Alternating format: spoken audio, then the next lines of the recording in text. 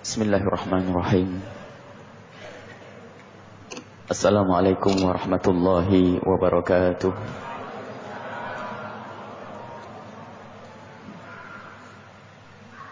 Alhamdulillah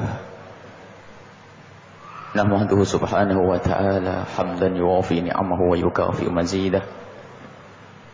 Ya Rabbana lakal hamdu kama yanbaghi li jalali wajhika wa adimi sultanik. Subhanaka la nufsi thana'an 'alaika anta kama athnayta 'ala nafsik. Falakal hamdu wa lakash syukru 'ala dzalika. Allahumma shalli wa sallim wa karrim wa bajjil wa 'azzim 'ala rasulikal karimil mab'uthi rahmatan lil alamin. Habibina wa syafi'ina wa maulana sayyidina Muhammad وعلى آله وأصحابه والتابعين لهم بإحسان إلى يوم الدين. اللهم يا ربنا ارزقنا محبة حبيبك سيدنا محمد. اللهم يا ربنا ارزقنا محبة حبيبك سيدنا محمد. اللهم يا ربنا ارزقنا اتباع حبيبك سيدنا محمد. اللهم يا ربنا ارزقنا تقوى حبيبك سيدنا محمد. Allahumma rizukna syaja'ata habibika sayyidina Muhammad. Allahumma ya Rabbana rizukna imana habibika sayyidina Muhammad. Allahumma ya Rabbana rizukna ikhlasa habibika sayyidina Muhammad. Allahumma ya Rabbana rizukna kama razaqta li habibika sayyidina Muhammad minal khairat wal hasanat wal akhlaq. Allahumma ya Rabbana waffiqna ilal khairi wal huda wat tuqa.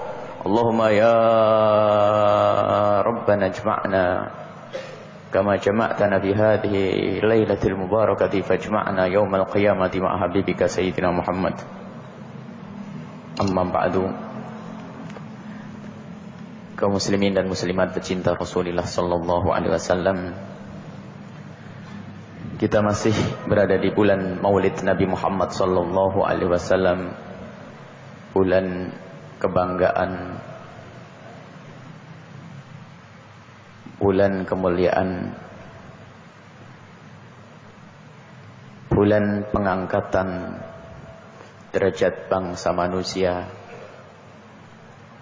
Maka kita pun masih dalam mukaddimah ingin mencoba menghadirkan beberapa hal yang berkenaan dengan Nabi Muhammad sallallahu alaihi wasallam. Malam ini kita ingin bercerita tentang sedikit sifat-sifat Nabi Muhammad. Karena sifat Nabi Muhammad amat banyak, besar, luas, agung. Kalaupun seandainya kita setiap detik berbicara tentang keagungan Nabi Muhammad sallallahu alaihi wasallam, maka umur kita sudah usai, selesai. Keagungan Nabi Muhammad belum bisa kita sebutkan semuanya. Kalau seandainya setiap hari kita menulis tentang sifat kemuliaan akhlak Nabi Muhammad, maka umur kita sudah habis. Kebesaran dan keagungan Nabi Muhammad belum bisa kita sebutkan semuanya.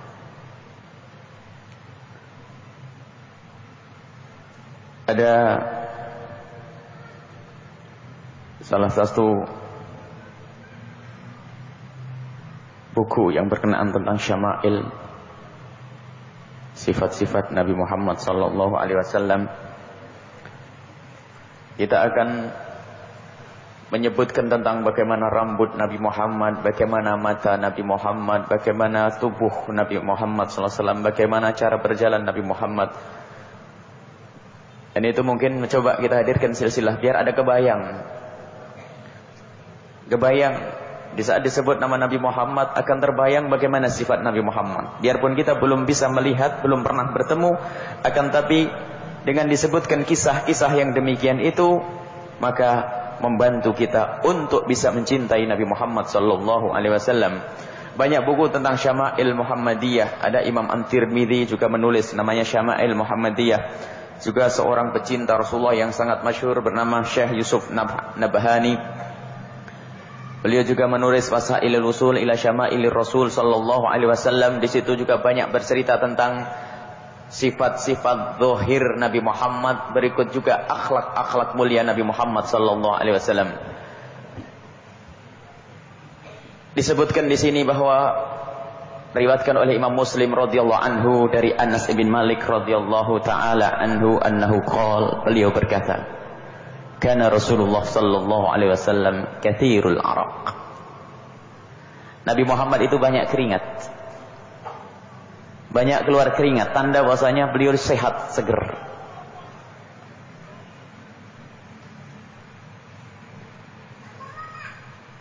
Akan tapi yang harus kita pahami bagaimana keringat Nabi Muhammad sallallahu alaihi wasallam diriwayatkan juga. Wa kana araquhu sallallahu alaihi wasallam fi wajhihi kal-lu'lu'i. Keringat Nabi Muhammad di saat berada di wajah Nabi Muhammad seperti lu'lu', permata.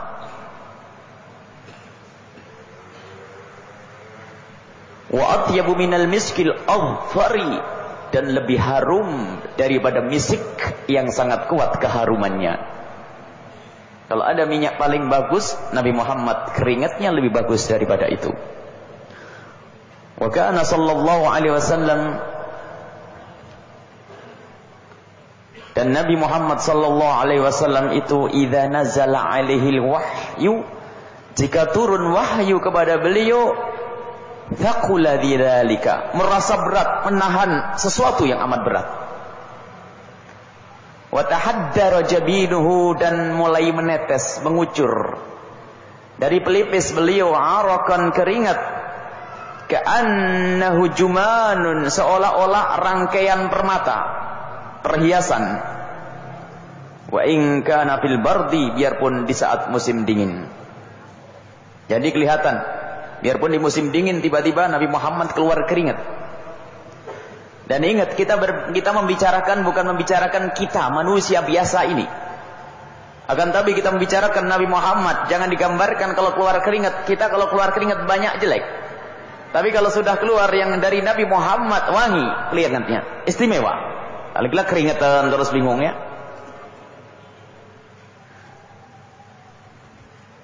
Maka sallallahu alaihi wasallam ya'ti Umma Sulaim. Nabi Muhammad datang ke rumah satu orang namanya Ummu Sulaim. Fayaqilu indaha, kemudian berqailulah, sejenak tidur. Sejenak tidur di situ. Fatabsutuhu launit'an, diberi sajian sedikit makanan ala kadarnya. Fayaqilu alaih, akhirnya menghantarkan Nabi Muhammad sallallahu alaihi wasallam untuk bisa tidur itu tadi. Wa kana katsirul araq, Nabi Muhammad banyak keringat keluar waktu tidur. Fakanat Ummu Sulaim itu tajma'u araqahu, mengumpulkan keringat Nabi Muhammad. Dalam riwayat nyuruh anak laki-lakinya mengumpulkan keringat. Fataj'aluhu fit tibi, lalu dijadikan keringat itu minyak wangi. Faqala Nabi sallallahu alaihi wasallam, Nabi Muhammad bertanya, ya Ummu Sulaim, ma hadza? Wahai Ummu Sulaim, apa itu yang kau lakukan itu? Kau kumpulkan keringatku? Qalat arakuka, keringatmu ya Rasulullah. Naj'aluhu, aku jadikan keringatmu itu fi tibina, di antara minyak wangi kami, yakni sebagai minyak wangi. Wahwa, dan ternyata keringatmu itu ya Rasulullah min atyabit tibi, paling wanginya minyak wangi.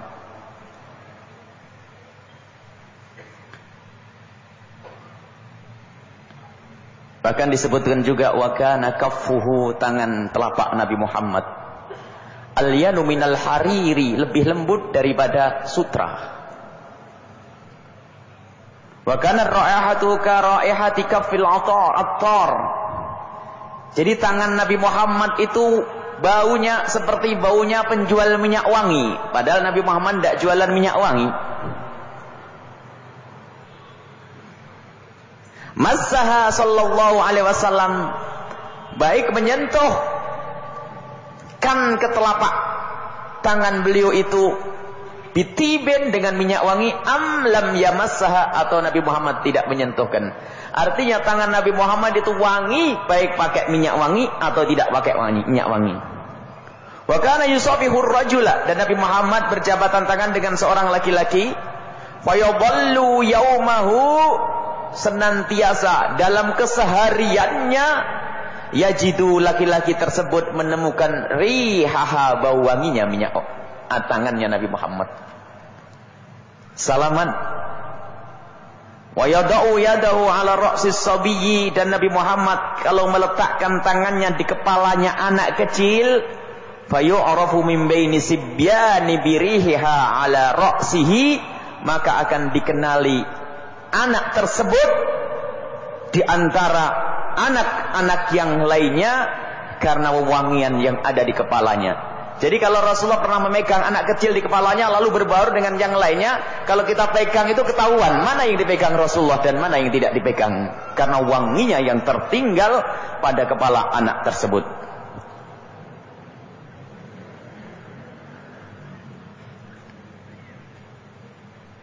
Wa kana sallallahu alaihi wasallam, dan Nabi Muhammad sallallahu alaihi wasallam la yasluku tariqan, tidak menempuh satu jalan.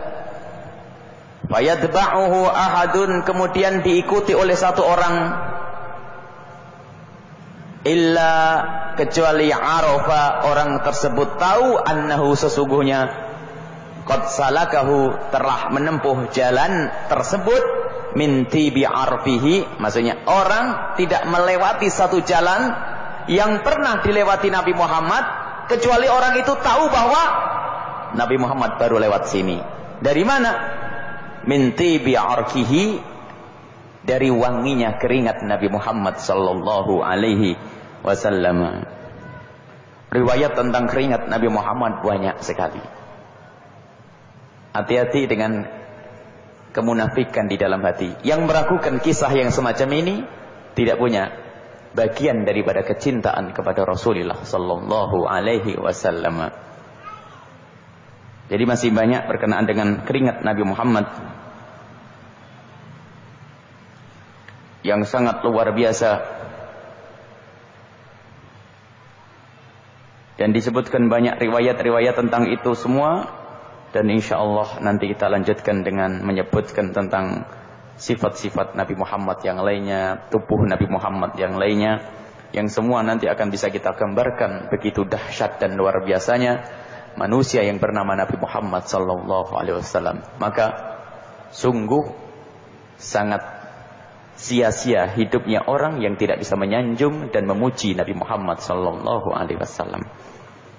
Kalau orang bisa membuatkan puisi dan syair untuk orang yang disanjungnya selain Nabi Muhammad, maka sungguh dungu yang tidak bisa menyanjung Nabi Muhammad. Kalau ada orang menyanjung seseorang karena ketampanannya, atau orang itu biasanya menjadi naik bagus karena banyak yang menyanjung.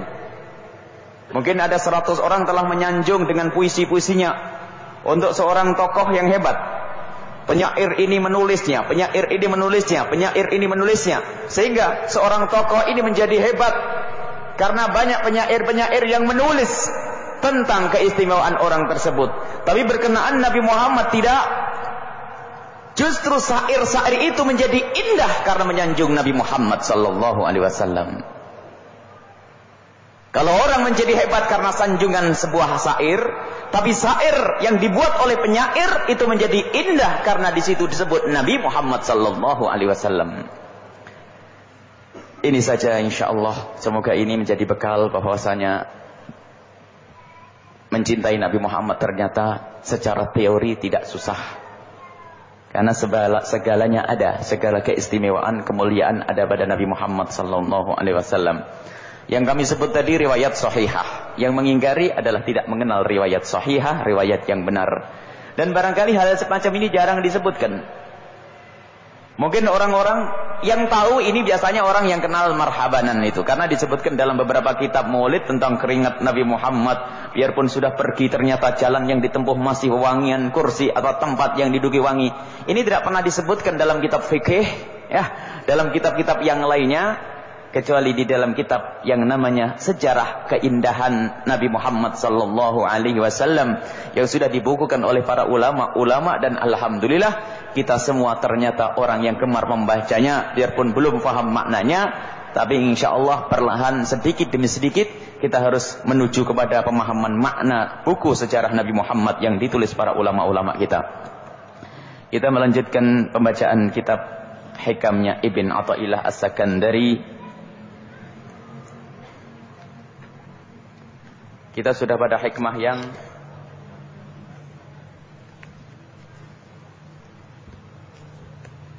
berapa? 11. Ayo. Hikmah ke-13.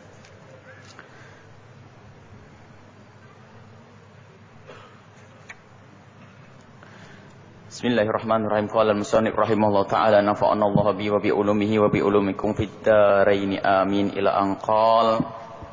Berkata Ibn Athaillah As-Sakandari dalam simpul hikmahnya. Kalimatnya sedikit maknanya luar biasa besar. Dalam simpul hikmahnya dipersempit kalimatnya tapi maknanya gede. Hikmah. Kaifa yushriqu qalbun. Bagaimana bisa yushriku akan menyala qalbun hati suwarul akwani gambar dunia makhluk. Akwan itu adalah selain Allah. Muntabi'atun menyatu fi mir'atihi di dalam cermin hatinya. Muntabi'atun itu bisa diartikan menyatu, bisa diartikan sudah tertempa, nempel, tidak bisa dipisahkan fi mir'atihi di dalam cermin hatinya. Jadi digambarkan begini. Baik, kita artikan dulu. Am kaifa yarhalu, atau bagaimana seorang bisa menuju ilallahi kepada Allah wa huwa sementara orang tersebut mukabbalun terikat bisyahawatihi dengan syahwatnya. Am kaifa, atau bagaimana yatma'u seseorang itu berkeinginan ayatkhula untuk memasuki hadratallahi ke hadirat Allah. Hadirat Allah bukan tempat, maksudnya hadir dengan Allah, khusyuk dengan Allah. Wa huwa sementara dia lam yatatahhar belum mensucikan diri min janabati ghafalatihi daripada hadas kelalaiannya. Lalai itu dianggap seperti hadas kelalaiannya. Am kaifa, atau bagaimana seseorang yarju mengharap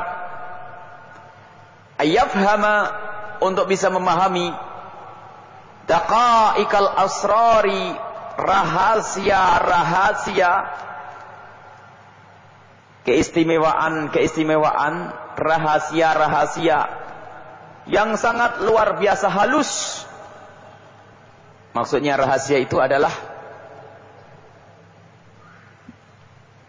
iman, ketenangan di dalam ibadah, puas dengan pemberian Allah, kemudian benci dengan maksiat. Itu adalah sir. Yang orang bisa mengatakan aku cinta ibadah, belum tentu hatinya. Jadi sir itu tersembunyi di dalam hati. Kalau sudah disebut sir itu sebenarnya bisa sir rahasia yang jelek, rahasia yang busuk. Tetapi biasanya kalau sudah diungkapkan asrar seperti ini adalah rahasia-rahasia yang tersembunyi yang baik. Bagaimana seseorang bisa paham tentang makna-makna yang baik, yang tersembunyi, yang bisa dirasakan oleh hati. Wa walam yatub, sementara ia belum tobat, min hafawatihi, daripada kesalahan-kesalahannya. Insyaallah di sini panjang sekali, ada 4 hal ya. 4 hal disebutkan oleh Ibn Athaillah As-Sakandari. Yang pertama adalah hati itu bisa menyala-nyala. Hati disebutkan kaifa yusyriku qalbun, bagaimana hati bisa menyala sementara hati itu diliputi dengan kecintaan kepada dunia. Menyalanya hati, cinta dunia. Anggap saja di bagian kanan menyalanya hati, bagian kiri hati yang mencintai dunia. Nomor 2, kepada Allah Subhanahu wa ta'ala. Di sebelah kiri adalah ngikat diri kita dengan hawa nafsu, dijejer ya. Yang ketiga adalah masuk ke dalam hadrat Allah Subhanahu wa ta'ala. Maksudnya menghadap kepada Allah secara hakiki, bukan bahasa basi, bukan palsu. Masuk kepada hadrat Allah. Sementara di sisi kiri kita masih dalam kelalaian. Yang keempat adalah memahami tentang rahasia, memahami dengan hati. Maksudnya mendapatkan sir, rahasia-rahasia keimanan di dalam hati, kemuliaan, rindu ibadah, benci maksiat. Bagaimana orang bisa merasakan itu semua? Di sebelah kirinya apa? Kemaksiatan. Ini 2 yang bertentangan. Yang pertama, hati tidak akan bisa menyala-nyala, tidak bisa mudah menerima kebenaran, tidak bisa mudah menerima iman dan hidayah, tidak bisa mudah menerima yang namanya bimbingan dari orang, kalau ternyata masih diliputi oleh hubbud dunia di bagian kiri tadi. Kecintaan kepada dunia. Dan kecintaan kepada dunia ini bukan berarti kalau orang meninggalkan kecintaan kepada dunia, bukan berarti seseorang meninggalkan dunia. Tapi jangan dilihat bahwasanya kebahagiaan kita ada di dunia. Jangan dilihat kemuliaan kita adalah ada di dunia. Akan tapi lihatlah Allah. Jadi kalau orang itu sudah sampai maqam wahdatus syuhud, melihat sesuatu yang terlihat hanya Allah. Kalau dia melihat gunung, yang ia katakan subhanallah, maha suci Allah yang menciptakan itu semua. Bahkan di saat melihat orang bermaksiat, yang dibayangkan bagaimana Allah nanti akan menyiksa Allah lagi. Jadi melihat orang saleh, ia tersenyum, Allah akan menurunkan rahmat kepadanya. Allah, Allah, Allah, Allah. Ini bukan wahdatul wujud. Kalau wahdatul wujud melihat itu Tuhan, Tuhan, Tuhan, itu adalah keluar dari Islam. Tapi kalau wahdatul syuhud, itu orang tidak melihat sesuatu, yang ingat adalah Allah. Yang diingat adalah Allah. Ini bisa dipermudah dalam sebuah gambaran. Mohon maaf, ini sekedar contoh saja. Kalau seorang suami lagi mencintai gandrung-gandrungnya dengan istrinya, dan semoga gandrung terus tidak ada akhirnya ya, sama istri kan harus begitu. Itu lihat, ngelihat bajunya orang itu. Wah, kalau istriku yang pakai gimana ya? Begitu ya. Ngelihat kalung. Wah, kalau istriku yang pakai ya.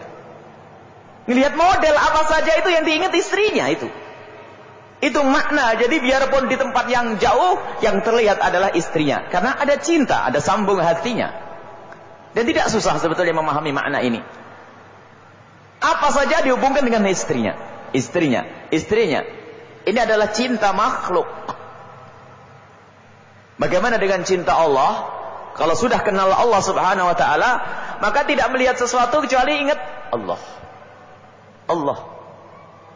Allah. Sehingga tidak akan lepas dari zikir kepada Allah Subhanahu wa ta'ala. Kemudian Yang kedua, orang bagaimana bisa berjalan menuju Allah, yarhal ilallah, sementara ia masih terikat dengan syahwatnya. Bangun malam itu mendekat kepada Allah atau tidak? Dia punya ilmu, ngerti ini halal, ini haram. Tapi kata Imam Ghazali, untuk mengangkat mereka membersihkan hatinya ini agak sedikit lebih repot. Kenapa? Dia sudah tahu kan? Dia tahu ilmunya benar. Dia ngerti ini hak, ini batil. Kemudian dia punya kebiasaan yang jelek. Akhlaknya jelek. Tapi dia tahu kalau itu jelek. Berbeda dengan orang yang sebelumnya. Dia melakukan akhlak yang jelek. Gonjing. Kadang-kadang ngentengin ngambil barangnya orang. Dan sebagainya. Sambil ke sawah. Metik-metik miliknya orang. Dia kayak masih mengikat dirinya dengan syahwatnya. Keinginan hawa nafsunya. Tidak akan bisa berjalan menuju Allah. Karena dirinya telah terikat dengan syahwat. Banyak hal, urusan kebaikan, cinta harta, ingin numpuk harta itu adalah syahwat. Bagaimana dia akan berbuat baik, infak ke masjid?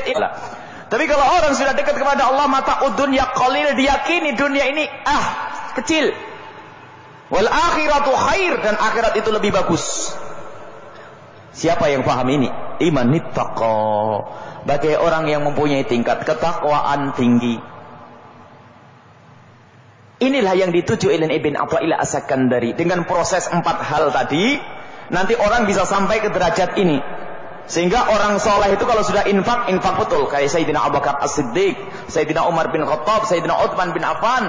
Sehingga ada orang yang berjuang hanya untuk umat. Dia mencari kekayaan yang banyak karena dia diberi oleh Allah kelebihan, kemampuan, keahlian. Di dalam mengumpulkan uang. Dilakukan itu semua. Tapi Masya Allah membuat kebaikan di sana, kebaikan di sini, kebaikan di situ.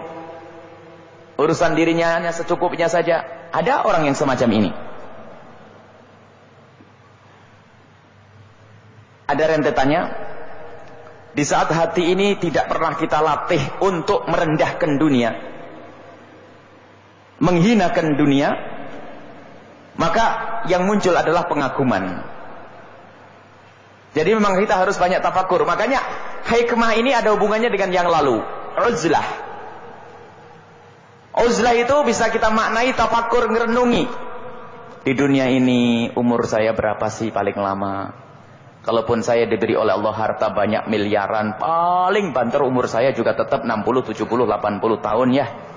Miliaran saya pakai mana? Orang makan tidak bisa miliaran. 1 piring paling banyak ya. Sambil merenung begitu.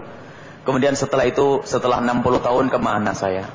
Ya kalau sampai 60 tahun. Kalau sampai alhamdulillah. Kalau amalnya baik ya. 70 tahun, ngerenung. Setelah 70 tahun kemana? Mati. Di alam barzah berapa tahun saya harus menanti? Ratusan tahun. Di padang mahsyar ribuan tahun. Terus menghadirkan renungan ini sampai dia merendahkan dunia itu kecil. Kalau sudah bisa merendahkan dunia ini, maka cinta dunia itu akan mengurang. Tapi ingat, orang tidak cinta dunia bukan berarti tidak boleh kaya. Ia bisa kaya tapi dunia hanya di tangannya, tidak sampai di hati.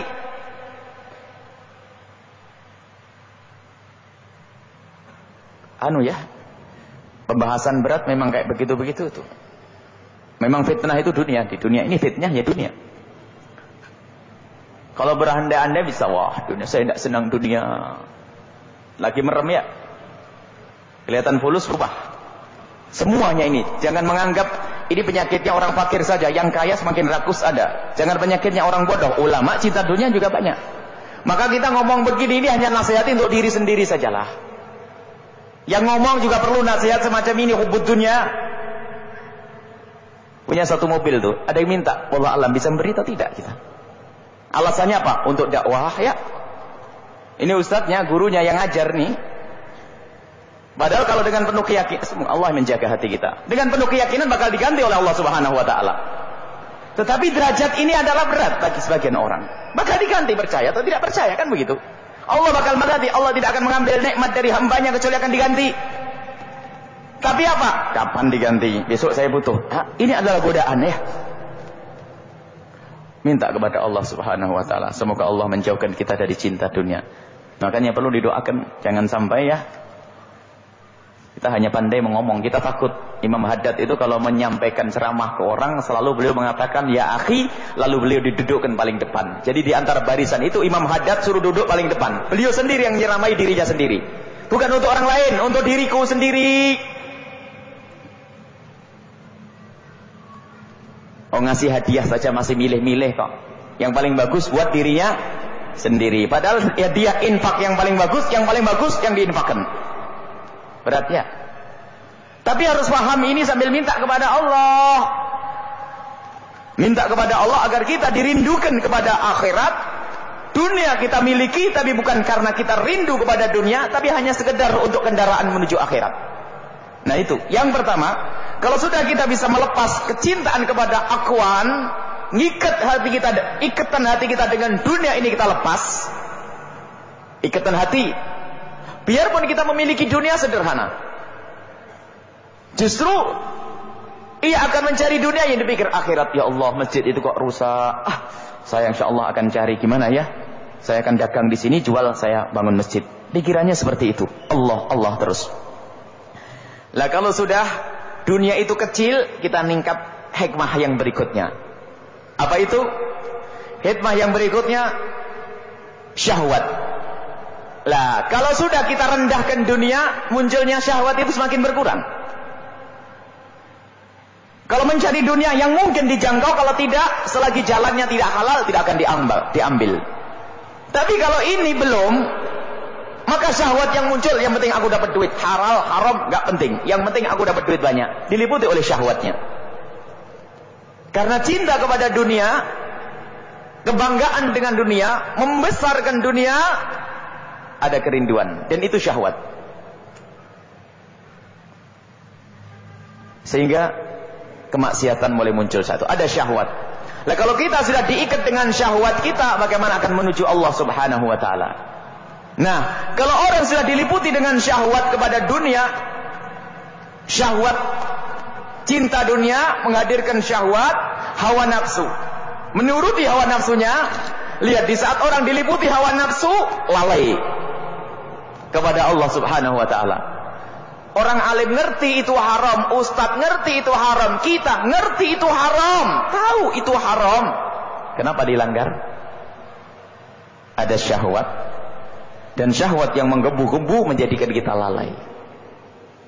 Akhirnya kita lalai. Setelah kita lalai apa?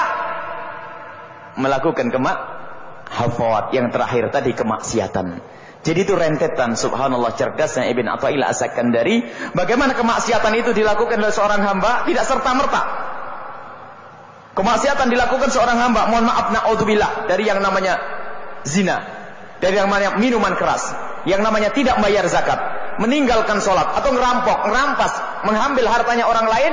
Itu berangkat dari pertama tadi, menganggap itu dunia itu mulia sehingga perlu direbut dari orang lain. Diambillah dengan cara yang haram. Setelah itu karena dia cinta kepada dunia, maka dibumbui oleh syahwatnya. Harus kau dapatkannya. Lalu untuk mendapatkannya ada kelalaian kepada Allah Subhanahu wa ta'ala. Lalu jatuhlah ia kepada kemaksiatan. Dari yang pertama tadi lihat, hati itu akan cemerlang kalau sudah kita jauhkan dari virusnya, yaitu cinta kepada dunia. Dan virus itu disebut fitnah. Fitnah. Kalau Nabi Muhammad dalam hadis yang diriwayatkan oleh Imam Muslim, tu'radul fitanu 'alal qulubi kal hasiri 'udan 'uda. Rusaknya hati itu kenanya fitnah. Fitnah itu yaitu cinta dunia, akhirnya timbul maksiat segala macam itu. Kemaksiatan yang besar itu berangkat dari kecil dulu. Fitnah itu akan datang ke hati kal hasiri, seperti tikar. Bagaimana orang merajut tikar? Selembar tikar satu-satu, tiba-tiba penuh nanti. Berangkat dari kemarin matanya jelalatan, biarin ya, melihat maksiat. Tatonya besok ngobrol sama temennya berbicara tentang syahwat, maksiat ya. Satu lagi, nempel di hati, nempel lagi. Sudah begitu ibadah jadi malas, nempel lagi di hati. Setelah itu dekat sama orang baik, paling nanti seling diingetin, nempel lagi di hati. Akhirnya hati itu gelap, jatuhlah zina. Jadi fitnah itu sedikit demi sedikit. Maka jangan meremehkan fitnah sekecil apapun. Yang merusak hati kita biarpun sedikit, tolong ini dijauhi. Ayyu qalbin, hati manapun usyribaha, telah kemasukan fitnah tersebut.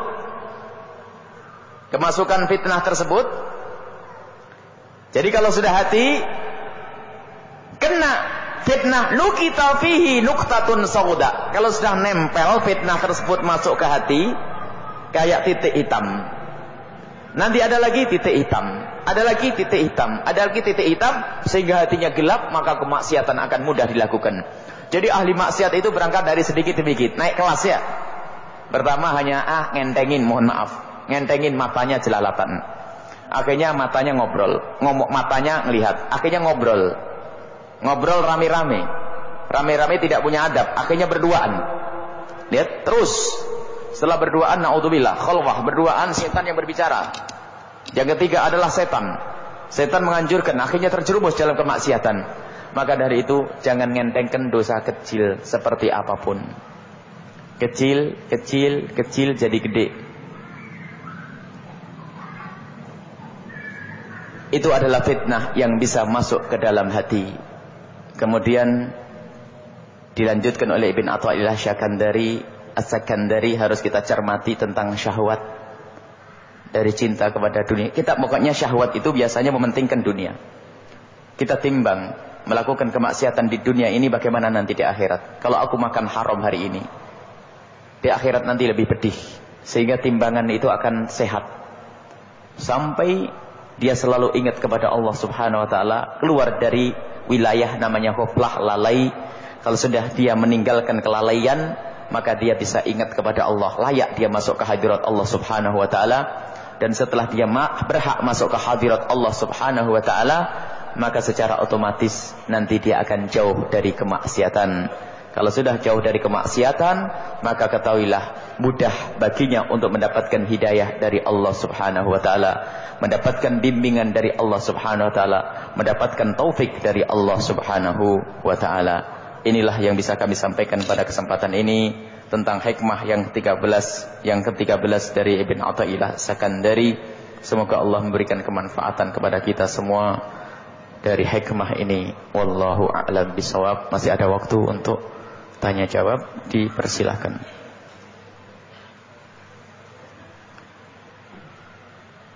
Kami persilahkan untuk bertanya langsung. Angkat tangan bapak-bapak atau ibu-ibu. Ibu-ibu itu ya. Ada.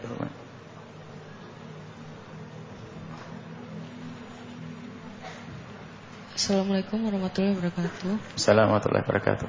Buya, saya pernah melihat buku, di situ dijelaskan bahwa Rasul, Fatimah, Ali, Hasan, Husain itu bukan terbuat dari tanah tapi terbuat dari cahaya.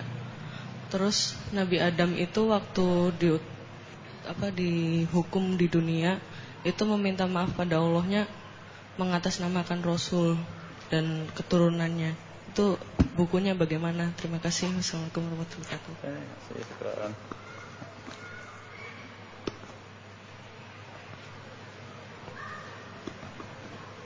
Assalamualaikum warahmatullahi wabarakatuh.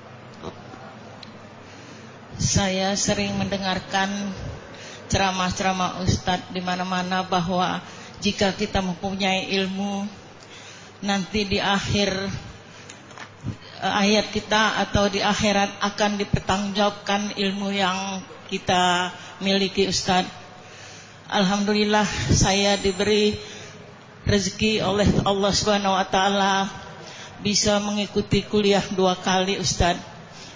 Umur saya 20, saya mengikuti kuliah bahasa Jepang dan menjadi dosen bahasa Jepang. Kemudian di usia saya 40, saya mengikuti kuliah lagi jurusan bahasa Inggris. Dan sampai di saat saya umur 60 ini, saya masih mengajar bahasa Jepang dan bahasa Inggris. Yang ingin saya tanyakan Ustaz, apakah ilmu yang saya jabarkan ke masyarakat ini akan saya pertanggungjawabkan karena tidak berkaitan dengan akidah-akidah agama Islam? Kemudian Ustaz, banyak juga saya dengar sekarang saya menjadi motivasi ibu-ibu di beberapa tempat dengan pengalaman-pengalaman saya. Apakah berdosa dengan membagi pengalaman ini kepada ibu-ibu? Yang mana juga saya ingin bertanya, seperti saya ketahui banyak sekali doa-doa yang ada di dalam Al-Quran untuk mendoakan anak cucu. Kira-kira dapatkah Ustadz memberikan nomor-nomor surat ayatnya untuk saya jabarkan kepada ibu-ibu? Karena saya takut salah Ustadz. Di situ saya akan menyelipkan dalam ceramah-ceramah saya di depan ibu-ibu. Saya rasa sekian. Assalamualaikum warahmatullahi wabarakatuh. Waalaikumsalam warahmatullahi wabarakatuh. Sebelum menjawab pertanyaan, sudah banyak pertanyaan. Ada sedikit informasi.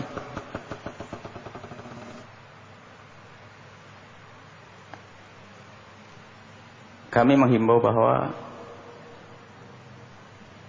majelis ini harus sebagai syiar. Betul ya, insya Allah. Syiar itu harus didengar oleh semua orang. Ada informasi yang masuk bahwa sekarang itu sudah dimatikan di atas. Jadi tidak ada yang dengar orang di luar. Jadi kami menghimbau, barangkali mohon maaf. Dan kami sangat berterima kasih kepada teknisi yang sangat baik membantu kita. Sampai rela beliau datang setiap malam Selasa. Jadi kami minta untuk diangkat lagi. Dengan segala hormat, karena itu saudara kami. Barangkali beliau hanya mendengar apa dari orang, teknisi itu orang baik, teknisi yang membantu kita. Kalau tanpa beliau suaranya tidak karu-karuan. Dan jazakallahu khairan katsira. Semoga Allah memberikan kepada beliau teknisi yang membantu kita segala kemuliaan, diberi keturunan yang soleh, keluarga yang baik. Kami mohon untuk diangkat kembali karena orang di luar ada yang mendengar, di rumah-rumah tidak dengar sekarang. Jadi minta diangkat lagi. Kalau tidak ada yang tidak setuju barangkali biar ngomong sama jamaah nanti. Karena ini syiar. Insya Allah, jadi mohon maaf, mohon diangkat kembali dan diberi volume yang paling tinggi.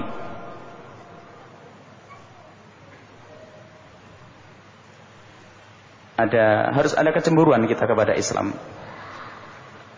Kalau urusan pribadi kami dicaci mungkin tidak ada masalah. Tapi di saat ada syiar yang mencoba untuk dirubah, harus ada kecemburuan. Mungkin dengan amarah pun tidak ada masalah. Yang dari luar barangkali bisa ditelepon ini. Dari telepon yang di luar minta calling yang di luar bisa mendengar atau tidak. Mohon diangkat kembali insyaAllah. Sudah, terima kasih. Jazakallahu khairan katsira. Kita membaca Fatihah buat teknisi. Semoga Allah mudahkan segala urusannya. Bukan teknisi yang salah, jangan disalahkan beliau. Beliau menjalankan perintah saja, tidak tahu dari mana perintah itu. Wallahu a'lam bishawab. Semoga yang memerintahkan hanya belum paham saja kalau ini syiar. Di menara, dan kita ingin tetap di menara paling tinggi dengan volume yang paling tinggi mulai detik ini dan sampai hari kiamat. Nah ini. Al-Fatihah. A'udzubillahi minasyaitonir rajim. Bismillahirrahmanirrahim. Alhamdulillahirabbil alamin arrahmanir rahim maliki yaumiddin iyyaka na'budu wa iyyaka nasta'in ihdinas siratal mustaqim siratal ladzina an'amta 'alaihim ghairil maghdubi 'alaihim waladdallin amin ya rabbal alamin. Karena beberapa waktu ini yang dari Cideng dari ini pernah mendengar rupanya Buya kok sekarang tidak diangkat ke atas, wallahu alam. Yang di masjid tidak mendengar ya, yang dengar orang dari luar. Rupanya seperti ini, mohon maaf kepada teknisi, semoga tidak mengganggu Anda. Ini permintaan dari kami. Dan mohon maaf sebanyak-banyaknya. Nabi Muhammad mengatakan saya dari Adam dalam hadis sahih. Dan Adam min tin. Nabi Muhammad sendiri yang menyebutkan Adam daripada tanah. Nabi Muhammad dari Adam dan Adam dari tanah. Itu adalah yang benar yang harus kita yakini. Adapun mengatakan Nabi Muhammad nur adalah cahaya, cahaya iman, cahaya hidayah. Itu saja barangkali yang harus kita tekankan. Jangan sampai kita memasuki sesuatu yang musuh-musuh Nabi Muhammad akan merendahkan hadis Nabi Muhammad. Sebab Nabi Muhammad sendiri yang menyebut dalam hadis sahih, ana min Adam wa Adam min tin. Aku dari Adam dan Adam adalah dari tanah. Tapi lihat, Nabi Muhammad diambil dari pilihan, dari tanah itu. Jadi dititipkan di rahim, dari rahim ke punggung laki-laki, dari punggung laki-laki, dari rahim, punggung laki-laki, rahim, punggung laki-laki, sampai Nabi Adam, Nabi Muhammad pilihan itu semua. Dari tin, bukan tin sembarangan, intisarinya paling mulia. Nabi Muhammad sallallahu alaihi wasallam, itu yang harus kita yakini, bahwasanya Nabi Muhammad sendiri yang menyebutkannya. Dan kalimat yang paling benar adalah kalimatnya Nabi Muhammad sallallahu alaihi wasallam, dan juga dikukuhkan dalam Al-Qur'an bahwasanya manusia adalah dari tanah. Manusia adalah dari tanah, disebutkan dalam banyak ayat di dalam Al-Qur'an, dan Nabi Muhammad adalah manusia. Tapi ingat, bukan manusia biasa, tapi manusia mendapatkan wahyu dengan segala keistimewaannya, keringatnya wangi, segalanya wangi, Masya Allah.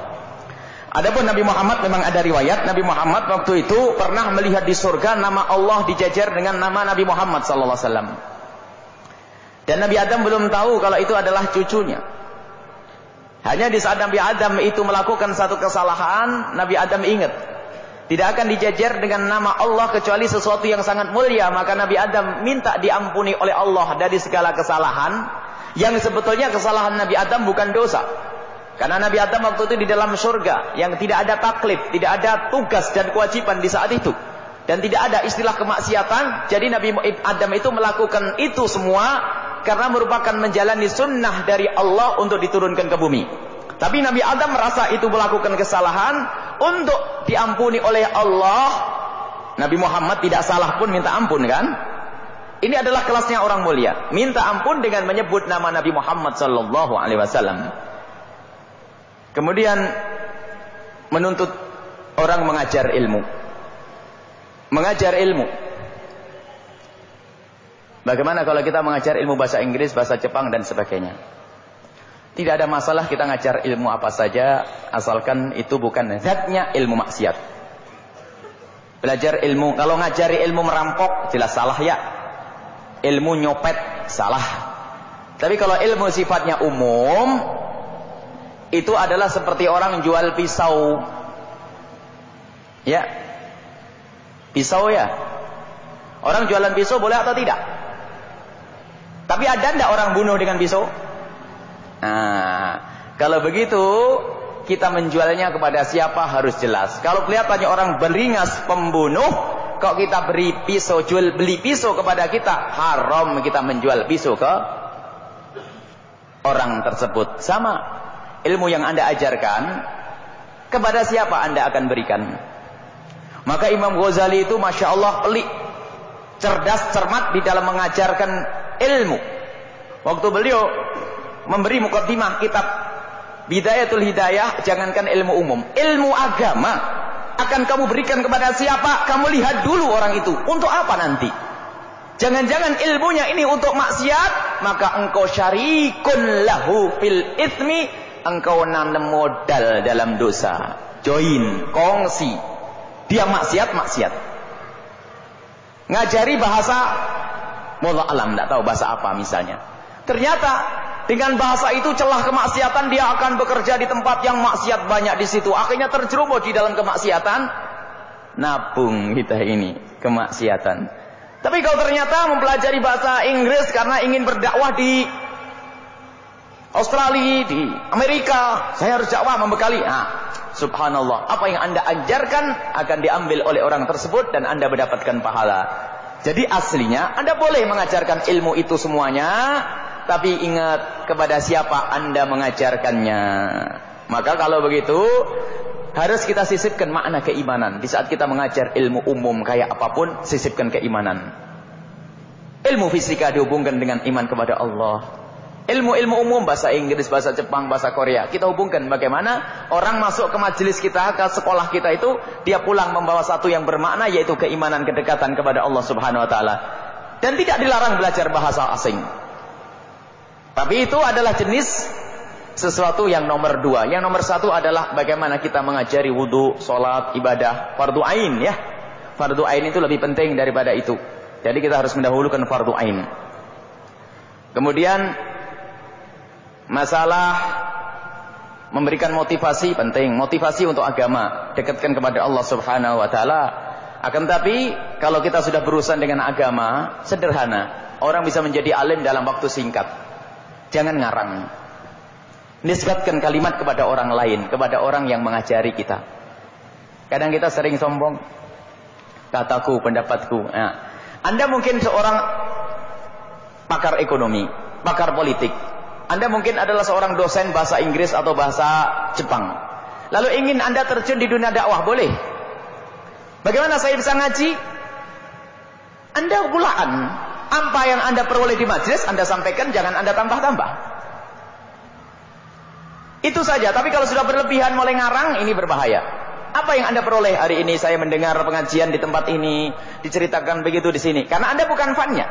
Kecuali memang orang ahlinya mengumpulkan ilmu dari sana sini, kadang dikeluarkan dengan bahasanya sendiri. Tapi kalau Anda sebagai orang yang misalnya memang bukan ahli ilmu, tinggal Anda menyampaikan, hari ini saya mendengar pengajian di majelis saya, bahwasanya kita harus meningkatkan ini. Takut kepada Allah dalam hal ini. Caranya adalah begini, sederhana. Tapi kalau sudah berani menafsiri Al-Quran dengan otaknya sendiri, ngarang sendiri, ketahuilah seolah-olah dia berjalan di jalan Allah, tak taunya dia menginjak api neraka. Jadi ini perlu insaf. Kalau tidak tahu, tanya. Dan jangan sampai kita malu mengatakan aku tidak tahu. Kalau Anda tidak tahu, katakan tidak tahu. Kalau ditanya orang, biar nanti saya tanyakan guru saya. Masya Allah. Dan Anda tadi merasa bersyukur karena Allah telah membimbing Anda kepada tempat ibadah, tempat mulia, pengajian. Dan memang yang Anda syukuri itu benar. Insya Allah Anda terus membimbing. Allah akan membimbing Anda menjadi seorang da'iyah, ustadzah. Jadi ustadzah kan tidak harus mondok ya. Kita punya seorang teman, seorang motivasi, dia dari pilot. Tapi motivasi Islam. Ya sekedar semampunya. Misalnya yang dipahami makna manajemen Islam saja. Sederhana. Tidak berbayar, tidak manajemen. Seorang ngerti manajemen. Dia pengen berdakwah, kemampuannya dia ukur, nggak akan melebihi. Ternyata dengan sederhana, bagaimana menjadi manajer yang baik. Dia itu belajar sifat-sifat Nabi Muhammad sedikit. Sifat Nabi itu hanya 4 yang diketahui, padahal sifat yang lain banyak ya. Jadi sifat 4 inilah seorang manajer bisa menjadi manajer yang baik. Yang pertama apa? Sidik, jujur. Ya, kalau jadi manajer harus jujur. Tablek itu apa? Bisa menyampaikan ngomong yang enak, yang baik. Jangan sampai menjadikan orang sakit. Fatonah, cerdas, menanggapi permasalahan ya. Diterjemahkan begitu saja sudah sederhana. Di samping mengukuhkan makna keimanan kepada Nabi, di situ adalah dia memberikan satu ilmu yang baru, mengislamkan ilmu manajemen. Tapi tidak boleh ngarang. Berangkat dari pemahaman tentang syariat yang sedikit, boleh, tidak ada masalah orang berdakwah. Tapi di saat tidak tahu, tidak tahu. Adapun masalah ayat as-suci Al-Quran, wah ini berat ya. Kalau membaca ayat as-suci Al-Quran, terjemahan tidak membantu. Kecuali Anda di saat membaca terjemahan dengan guru. Atau dengan buku tafsir yang luas. Terjemahan itu adalah lafziyah, letterlek, terbatas kepada lafaz, karena Anda nggak paham orang apa itu. Jadi perlu pemahamannya dari ulama lain. Ngaji kita. Tidak ada masalah datang kepada ulama, satu ayat saja saya belajar gimana pensyarahannya, guru, ustadz, ustadzah. Setelah itu Anda jabarkan, boleh-boleh saja. Dan kita punya satu catatan tulisan tentang bagaimana Anda menjadi juru dakwah yang sesungguhnya. Di antaranya adalah insyaf. Kami letakkan di yang paling pertama, insyaf. Insyaf itu bagaimana? Kalau tidak tahu mengatakan tidak tahu. Dan insyaf itu adalah menjadikan Anda kemana-mana mbak notes. Kalau ada faedah dicatat. Karena Anda ustadzah. Jangan sampai nanti ingat apa yang diomongin tadi ya. Kayaknya enggak. Dia catatan jelas tadi. Jadi kemana-mana notes ya. Dai pemula harus di bukunya ada notes terus. Kalau tidak ada notesnya, wah bahaya ini. Catatan kecil, faedah. Lah ini nanti dalam setahun, 2 tahun sudah punya tabungan gede. Nah, ini insyaf. Jadi kalau ada ilmu baru, catat. Kalau tidak ngerti, tanya. Lihat, cepat pinter itu. Alim nanti. Ini diantaranya beberapa poin untuk menjadi juru dakwah. Nanti ada hal-hal yang lainnya. Kemudian masih banyak pertanyaan. Masih banyak. Tertulis, subhanallah.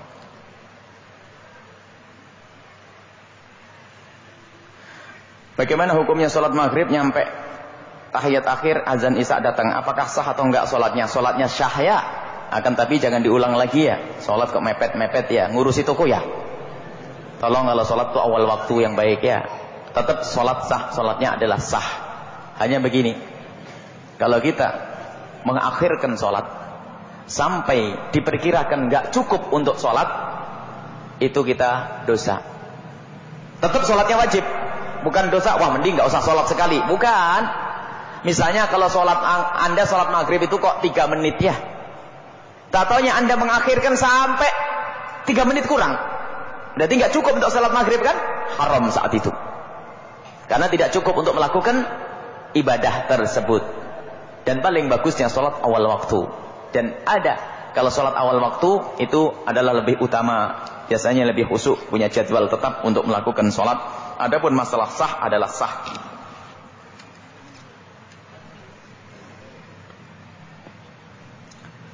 Penyakit masyarakat mabuk, judi, zina, premanisme sudah sangat meresahkan lingkungan Islam. Sementara pemerintah, aparat dan pihak terkait tidak serius mengatasi masalah ini, bahkan malah merestuinya. Di Cirebon kota maupun kabupaten banyak sekali orang-orang yang mabuk-mabuk dan secara terang-terangan. Bagaimana langkah tindakan nyata untuk menyelesaikannya? Ulama punya solusi. Tetapi solusi ulama itu indah, perlu didukung oleh pemerintah. Cuman permasalahannya sebagian pemerintah meributkan sesuatu yang tidak penting ya. Pak Puji diributkan ya, apalagi akhir-akhir kawin siri ya. Kok enggak ngurusi zina ya? Heran ya? Bingung ya? Orang zina enggak diurus ya. Prostitusi yang sana kemari seharusnya diberi solusi itu. Daripada dana dihambur-hamburkan, bagaimana wanita-wanita yang tunawisma plus tuna susila ya. Itu bagaimana bisa beradab, berakhlak.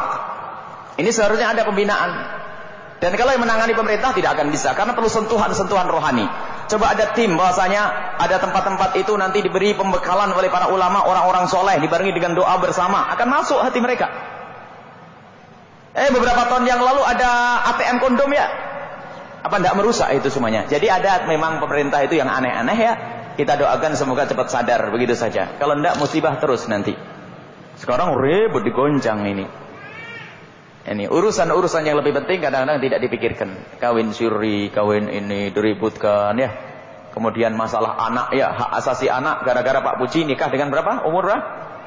Sebetulnya orang yang khususi, yang pengen melindungi hak asasi anak kecil, hak anak kecil itu suruh ke Cirebon jam 1 malam ke lampu merah di daerah Perjuangan sana. Coba Perjuangan ke sana itu anak-anak kecil itu coba ditangkap lalu diberi pembekalan. Lah itu seharusnya yang diurusi ya, maksudnya itu. Kita setiap pulang, Masya Allah kasihan anak-anak ini jam 1 ada di situ, anak-anak kecil. Mana yang sering meributkan urusan anak kecil dinikahi itu mana? Nah itu di rumahnya dikasih sama Pak Pujinya, dikasih apa? Pak Puji ya? Puji ya namanya? Dikasih rumah ya, dikasih duit, nah, dikasih segala macam ya, diributkan, masuk penjara katanya. Ini yang membiarkan di perempatan lampu merah ini tidak pernah diurusi. Subhanallah. Kalau otak sudah keblinger memang begitu. Di Cirebon, di Jakarta lebih banyak lagi itu. Jakarta, kita juga di Jakarta ada pengajian, Masya Allah. Jam 1, jam 2 masih ada orang berkeliaran. Ini kita doakan saja pemerintah. Semoga Allah memberikan kepada kita pemimpin yang sadar-sadar semuanya. Kapan? Tolong bentuk komunitas nahi mungkar untuk menutup pabrik minuman keras. Siap kita, akan tapi tetap kita dengan cara yang paling bagus. Akhlaknya Rasulullah SAW. Sebab orang yang mabuk di Indonesia itu bukan karena melanggar Allah semuanya. Hanya karena belum pernah mendapatkan sentuhan, tidak pernah dekat kepada ulama. Barangkali memang kita harus kerjasama dengan ulama, memfasilitasi ulama untuk bisa masuk ke tempat-tempat itu. Yang bermasalah, tempat yang jahat itu dilindungi oleh pemerintah sehingga ulama nggak bisa masuk. Sebab kalau masuk ketahuan nanti dibongkar ya. Ini problem. Insya Allah doakan bisa segera membuat komunitas amar ma'ruf nahi mungkar ya. Amar ma'ruf dulu tapi artinya disampaikan kepada mereka pesan-pesan kebaikan. Karena setiap hari mereka judi, mabuk, tidak pernah hadir pengajian, makanya tambah maksiat tadi, semakin hitam hatinya. Yang salah siapa? Mungkin kita salah. Kita tidak boleh menyalahkan orang lain saja. Jadi kita ingin masuk kepada mereka, komunitas mereka, anak-anak yang di pinggir jalan, Tidak pernah dengar pengajian. Saat ini barangkali mengamen, tapi suatu saat bisa menjadi perampok. Karena apa? Kita yang salah kurang memberikan bimbingan dan pendidikan. Kita doakan semoga Allah memberikan bimbingan kepada mereka semua yang ada di jalan-jalan, bisa menjadi orang yang soleh, dicukupi oleh Allah Subhanahu wa taala urusan dunianya, dan di akhiratnya dimuliakan oleh Allah Subhanahu wa taala. Insyaallah banyak sekali. Mohon doa.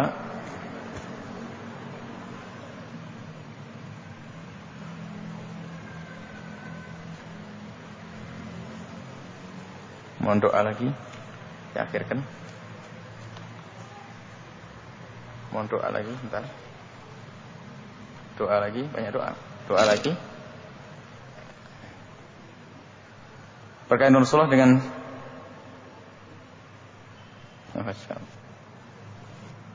berkaitan Rasulullah dengan Sayyidah Khadijah, itu yang lupa, kami tidak pernah mengingat itu. Terima kasih, nanti kami cari. Yang jelas istri Rasulullah adalah Sayyidah Khadijatul Kubra. Kemudian apakah boleh lah ini yang perlu jawab. Dan baguskah apabila perkawinan saudara kami jatuh pada bulan Ruwah? Ruwah itu Sya'ban ya. Ruwah poso, Sawal, Selo, Besar, Suro, Sapar, Mulut gitu ya.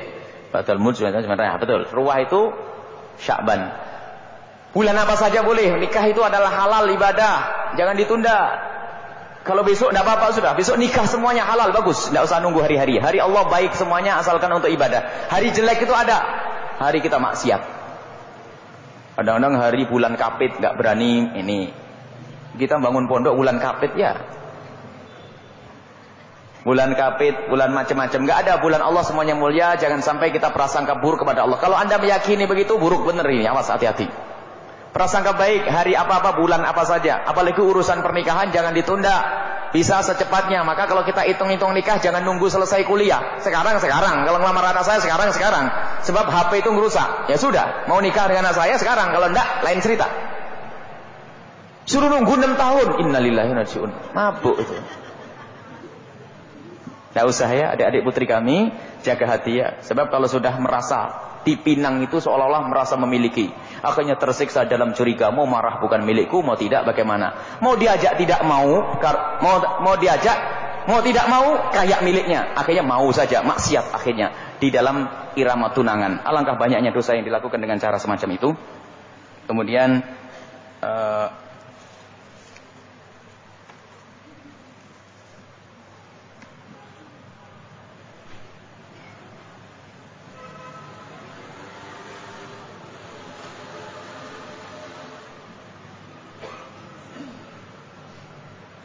membaca Al-Quran kalau tidak lancar lalu membaca lafaz-lafaz Latinnya di dalam Quran Latin dan terjemahannya karena tidak lancar membaca huruf Arabnya, apakah ada pahalanya sama ataukah berbeda?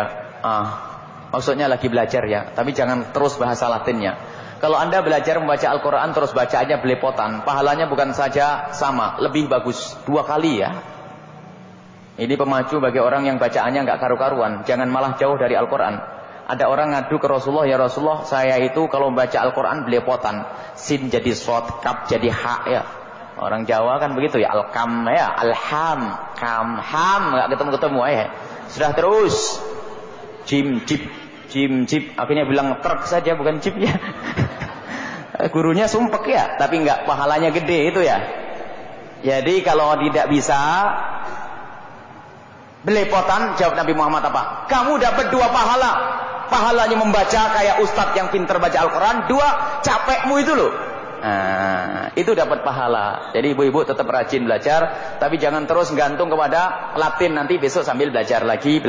Bagus, ini semangatnya tinggi. Sebab apa? Yang bisa baca Al-Quran jarang baca Al-Quran, itu yang musibah. Banyak enggak? Insya Allah jamaah tidak ada. Amin. Baik, waktu ya. Mana tadi?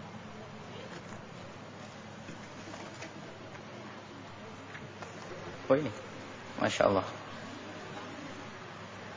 Doa lagi.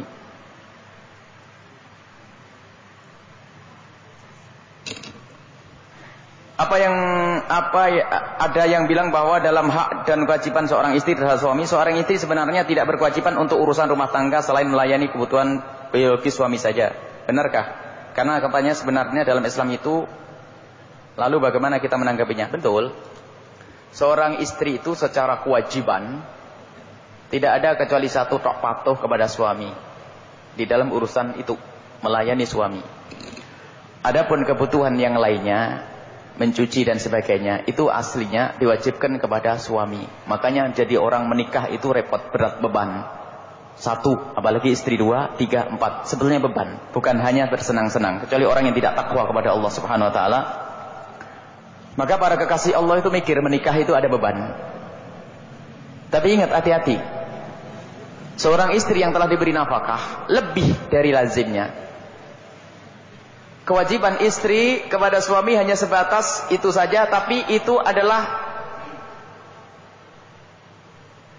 imbalan dari sekedar pemberian nafkah, baju secukupnya, makan secukupnya. Makan ala kadarnya.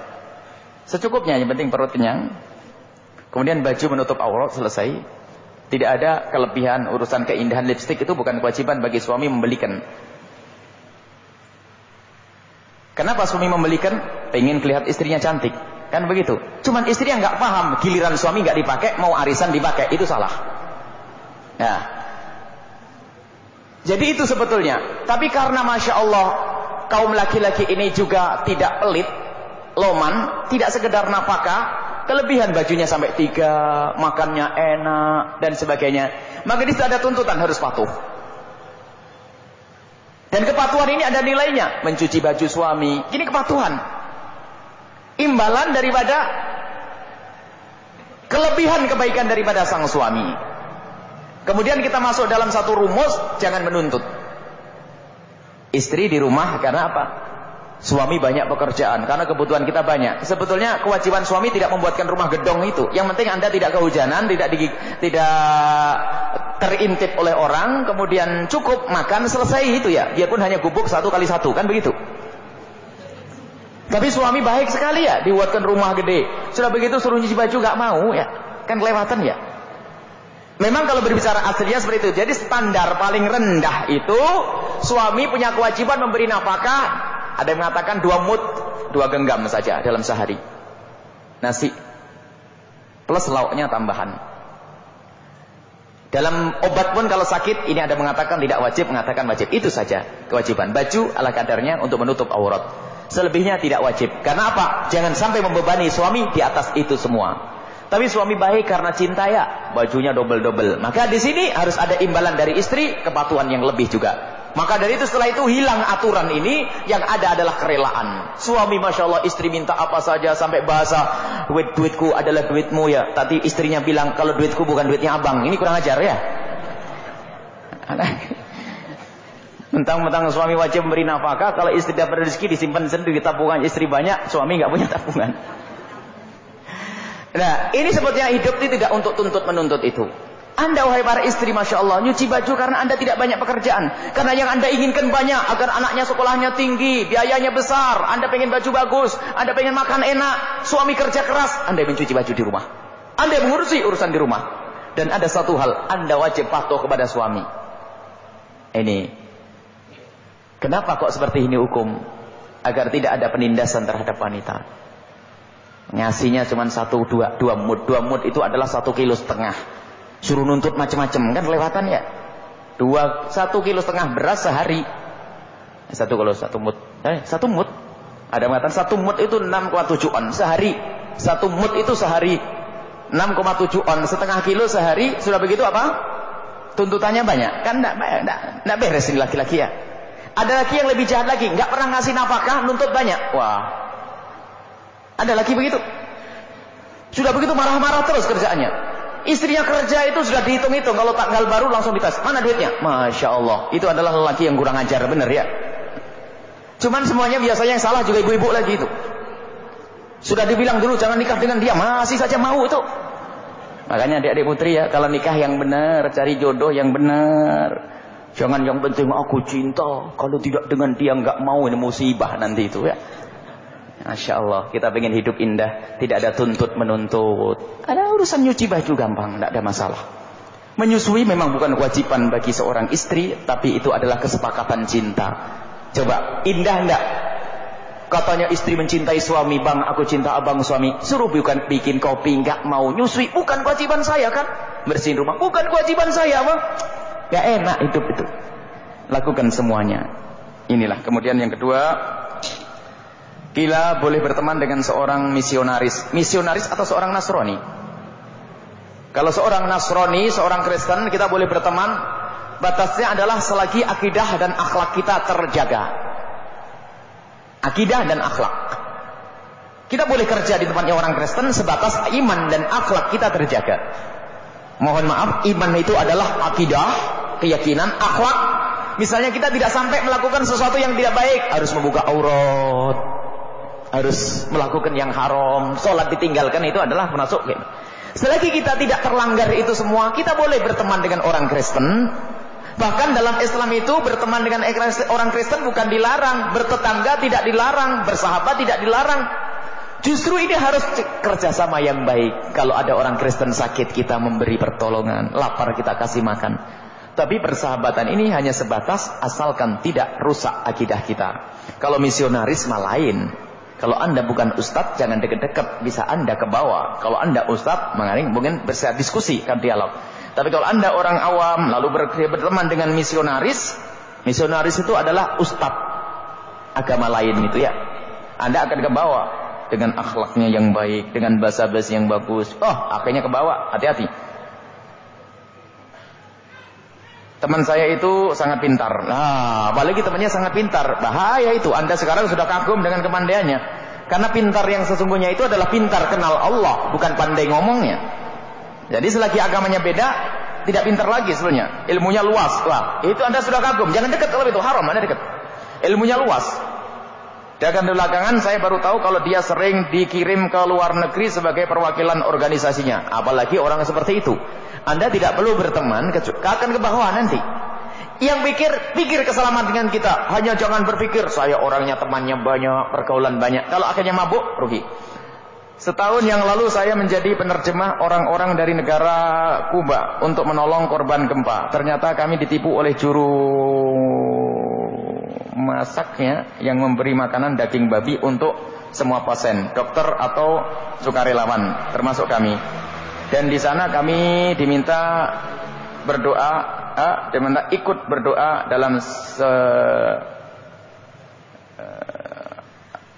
semua agama yang kumpul untuk kesembuhan Fidel Castro. Kami tidak bisa.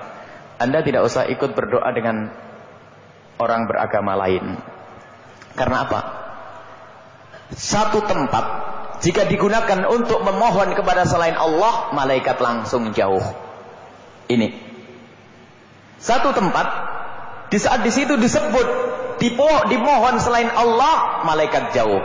Nah, berdoa bersama orang yang beragama lain. Kemudian kalau anda dikasih daging babi, tapi anda nggak tahu ya, itu adalah ya lumayan pengalaman ya. Tapi nggak boleh nyari-nyari. Saya pengen masuk kampung biar dikasih babi, nggak boleh begitu ya. Tapi kalau tiba dikasih babi, itu adalah apa namanya? Ya kayak rizki, tapi ya begitu. Katanya Ustaz Sulaiman rizki. Yang penting kalau kita tidak tahu tidak dosa, apalagi dibohongi. Setelah itu ya tidak dosa, ya sudah tidak dosa karena tidak tahu. Dan mungkin banyak, bukan anda saja, banyak orang lain ya yang mendapatkan yang seperti itu. Oh, saya tidak bisa keluar. Ya sudah, anda tetap di tengah-tengah mereka yang lagi berdoa karena anda tidak bisa keluar. Apalagi anda tertipu, istighfar yang banyak saja. Tapi jangan ikut bersama berdoa dengan mereka. Masya Allah. Waktu sudah habis.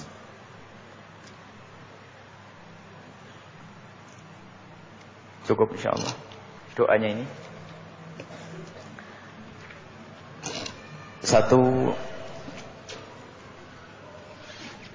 doa amalan. Bila berkenan kami mohon ijazah doa amalan khusus agar diberikan kekuatan iman Islam, mati dalam keadaan iman, insyaallah. Nah, ini adalah langsung ijazahnya umum, itu untuk membaca wirid. Suruh pilih karena kita punya ijazah wirdul ratib, wirdul latib, ratibul haddad. Kita juga ada sanadnya kepada penyusunnya. Itu adalah juga untuk selamat dunia dan akhirat. Atau yang ringan adalah wirdul fatih yang sengaja dikumpulkan dari beberapa hadis sahih, insyaallah diajazahi. Jazah buat semuanya untuk mengamalkan wirid-wirid itu. Wirid itu nggak usah banyak-banyak, yang penting rutin. Apalagi bisa dihafal. Wiridul Fatih insya Allah hafal semuanya. Kalau perlu dirutini itu. Wiridul Fatih itu semua dari Nabi Muhammad SAW. Jadi maksudnya wiritan kalau bisa dihafal itu jangan terikat kepada buku. Yang terikat kepada buku ketinggalan dijamin tidak wiritan. Itu. Mohon doa untuk anak kami yang keempat. Semoga menjadi anak yang solehah, cerdas, menguasai Al-Quran ya, dan hadis mampu mengamalkannya dan diridhoi oleh Allah insyaAllah. Kemudian ini mohon doa untuk keluarga Ibu Mila, Ibu Sri Asusti, Ibu Emi, Bapak Hanna Martina akan pergi umroh ya. InsyaAllah didoakan. Jangan lupa doakan kami semoga majelis ini semakin mulia, semakin diridhoi oleh Allah Subhanahu Wa Taala, istiqomah, dan semua yang ikut bergabung di majelis ini, baik pengurus masjidnya, termasuk teknisinya, yang jaga parkir, semuanya yang ikut akan termasuk golongan orang-orang yang dimuliakan oleh Allah Subhanahu Wa Taala. Kemudian juga ini mohon didoakan putri saya semoga mendapatkan jodoh. Namanya kita tidak sebut biar tidak jadi bisikan dari yang lainnya. Ada namanya ini. InsyaAllah dapat mendapatkan jodoh orang-orang yang bisa memuliakan mereka di dunia dan di akhirat, memberikan kebahagiaan di dunia dan di akhirat, menjadikan sebab mereka dekat kepada Allah Subhanahu Wa Taala. Mohon didoakan tanah cepat terjual untuk biaya naik haji insyaAllah. Terjual. Yang penting semoga bisa cepat naik haji saja. Apakah bakal jual tanah atau tidak ya? InsyaAllah. Kemudian mohon doa untuk Ananda Abdullah bin Muhammad Sobari diberi kemudian oleh Allah Ta'ala dalam menghafal Al-Quran. Masya Allah. Ini mencintai Al-Quran. Semoga dimudahkan. Doa juga istri daripada salah satu jamaah karena lagi di rumah sakit, semoga diberi kesembuhan. Dan juga saudara-saudara kita, ini Bapak Haji Muhammad Khalid, Dewi Nurul Arafah binti Haji Muhammad, mohon doa dimudahkan persalinan normal, diberi kesehatan buat ibu dan bayinya. Semoga apa yang dimaksudkan oleh yang memohon dikabul oleh Allah Subhanahu Wa Taala. Lebih dari itu Allah memberikan kemudahan kepada semuanya, dan juga Allah memberikan kesehatan kepada semuanya, menjaga iman kita semuanya. Semoga Allah Subhanahu Wa Taala mudahkan urusan lahir kita, urusan batin kita, urusan rezeki kita, urusan keimanan kita semuanya. Dan semoga Allah menyatukan hati kita, menjadikan kita ahli mahabbah fillah, mahabbah fillah, mahabbah fillah. Dan semoga Allah meridai kita semuanya. Al-Fatihah. Bismillahirrahmanirrahim. Alhamdulillahirrahmanirrahim. Maliki yaumiddin. Iyyaka na'budu wa iyyaka nasta'in. Ihdinas siratal mustaqim. Shiratal ladzina an'amta 'alaihim ghairil maghdubi 'alaihim waladdallin. Amin ya rabbal alamin. Bismillahirrahmanirrahim. Alhamdulillahirabbil alamin. Mohon maaf sekalian pengumuman. Tanggal 14 Maret Ahad, besok Ahad depan ini Maulid di pesantren kami, mohon hadir. Ya, itu insyaallah untuk banyak yang hadir nanti insyaallah, biar semakin banyak doanya. Jam 7 pagi mulainya, 7, 8, 9, 10 insyaallah. Jam 7 sudah mulai ada acara. Nanti kemudian kalau tidak bisa hadir ngirim wakil 10 ya. Pokoknya bawa banyak lah insyaallah biar semakin. Atau mungkin ada saudara kita yang enggak pernah ngaji, minimal setahun sekali lah, enggak apa-apa di situ. Semoga gara-gara setahun sekali menjadi sebulan sekali, seminggu sekali, hingga rajin ngaji. Besok Ahad ini diinformasikan kepada yang lainnya. SMS dengan apa, semoga jadi amal jariah itu semua, menginformasikan termasuk bagian daripada dakwah itu. Bismillahirrahmanirrahim. Tempatnya tahu Bu? Pesantren Sendang ya, pesantren. Bismillahirrahmanirrahim. Alhamdulillahirabbil alamin. Allahumma shalli ala sayyidina Muhammad wa ala ali sayyidina Muhammad. Allahumma arhamna wa la tu'adzibna wansurna wa la tahdhulna wa afina wa la tumritna wa akrimna wa la tuhinna wa atina tutil alai innaka ala kulli syai'in qadir. Allahumma ya Allah, berikan kepada kami kekuatan iman, berikan kepada kami keikhlasan ya Allah, dan berikan kepada kami kecintaan kepada kekasih-Mu Nabi Muhammad ya Allah. Ya Allah, jadikanlah kami ahli istiqomah. Semua yang hadir di tempat ini, semua yang ikut andil dalam pengajian ini ya Allah, berikan kepada mereka kekuatan iman, ketulusan, ketakwaan, dan mudahkan segala urusan mereka. Lapangkan rizki mereka ya Allah, dan berikan kepada mereka kemudahan dalam segala urusan mereka. Jika ada punya utang, mudahkan mereka dalam membayar hutang mereka ya Allah. Ya Allah, jauhkan mereka semua dari kehinaan ya Allah. Mudahkan semua mereka ya Allah, jauhkan mereka dari segala kemaksiatan. Ya Allah, mudahkanlah kami untuk ziarah kekasih-Mu Nabi Muhammad. Ya Allah, mudahkanlah kami untuk ziarah kepada kasihmu Nabi Muhammad di Madinah. Mudahkanlah kami untuk ziarah Makkah, ya. Melaksanakan ibadah haji, ya Allah. Ya Allah, jika ada yang sakit, sembuhkan. Jika ada yang sakit, sembuhkan. Yang menuntut ilmu, mudahkanlah mereka mendapat ilmu yang manfaat. Yang mencari rezeki, mudahkanlah mereka mendapatkan rezeki yang halal, menghantarkan kepada ridhamu, ya Allah. Ya Allah, sungguh Engkau Maha Kuasa, ya Allah. Ya Allah, jadikanlah istri-istri kami istri yang sangat patuh kepada suami, yang senantiasa membahagiakan, menggembirakan suami, dan jadikanlah para suami yang bertanggung jawab, ya Allah, yang mencintai istri-istri mereka, memberikan kasih sayang kepada mereka, sehingga hidup mereka indah dalam cinta karenamu. Hidup mereka adalah hidup yang mulia karena kau muliakan di dunia, bahagia di dunia sebagai muqaddimah kebahagiaan kelak di akhirat.